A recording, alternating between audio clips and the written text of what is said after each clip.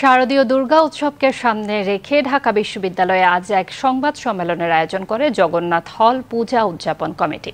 সংবাদ সম্মেলনে বক্তব্য রাখেন জগন্নাথ হলের প্রাধ্যক্ষ দেবাশিস পাল। এ সময় জগন্নাথ হল পূজা হল কমিটির আহ্বায়ক মিঠুন কুমার সাহা ও সাধারণ সম্পাদক সাধন চক্রবর্তী সহ ঢাকা বিশ্ববিদ্যালয়ের শিক্ষকবৃন্দ উপস্থিত ছিলেন।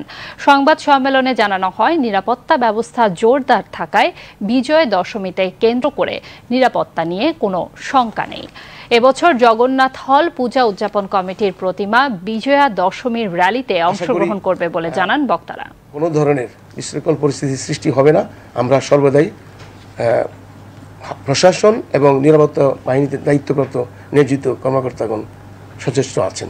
এবার আমরা প্রশাসন সিদ্ধান্ত নিয়েছি যে ঢাকেশ্বরী মন্দির থেকে যে র্যালিটি সদরঘাট পর্যন্ত গিয়ে প্রতিমা বুড়িগঙ্গা নদীতে বিসর্জন দেয়, ঠিক সেখানে আমরা সেই র্যালিতে জগন্নাথ হলের মূর্তি সহ আমরা সেই র্যালিতে জাতীয় র্যালিতে অংশগ্রহণ করব এবং আমরা প্রতিমা বিসর্জন দিব বুড়িগঙ্গা নদীতে।